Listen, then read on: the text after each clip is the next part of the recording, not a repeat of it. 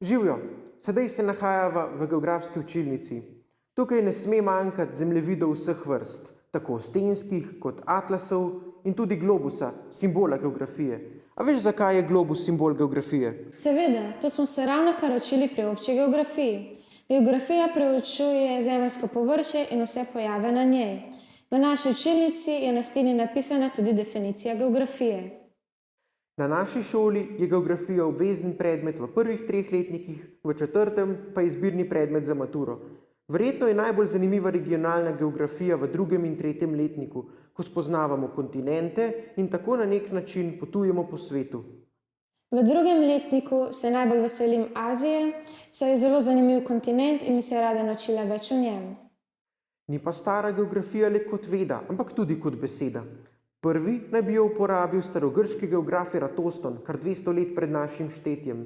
Sestavljena pa iz besed gea, ki pomeni zemlja, in grafo, ki pomeni pišem. Ja, pri geografiji se vse vrti okoli Zemlje. Ko pa že govorimo o zemlji, morda veš, koliko je stara zemlja? Zemlja je stara približno 4,6 milijarde let, 22. april pa je dan posvečen Zemlji. Poglej, če zavrtiš globus, vidiš, da je njem dosti več vode kakor kopnega. Zato lahko Zemlji rečemo tudi modri planet. Če bi Zemljo vprašali, kako se počuti, bi nam verjetno odgovorila, da stalno hiti in se vrti, ter da ima vse manj energije, kar je posledica let in našega neodgovornega ravnanja z njo. Zato ni čudno, da se včasih tako burno odzove s potresi, hurikani in drugimi naravnimi katastrofami. Potem pa fiziki, astronomi, kemiki in biologi ter kdo ve še vse raziskujejo, zakaj je temu tako. Če pa bi Zemljo obravnavali kot celoto, bi ji prihranili mnogo gorja. Zato je geografija zelo pomembna veda, saj Zemljo edina obravnava in razume v celoti. Ko bomo spet lahko potovali, si bomo ogledali veliko koščkov našega površja. V ta namen je na naši šoli organiziranih precej ekskurzij, tako po Sloveniji kot tudi po Evropi. Pa poglejmo, kam potujejo naši gimnazijci. Tole je Toskana v Italiji. Polna je kulturnih znamenitosti že od antike dalje.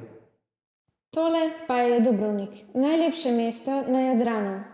Mesto si pogledamo na maturantski ekskurziji.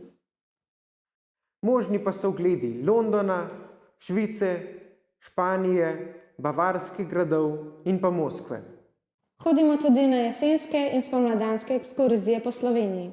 Na njih si pogledamo Bohinj, Cerkniško jezero, Križno jamo, Škocjanske jame ter grad Devin.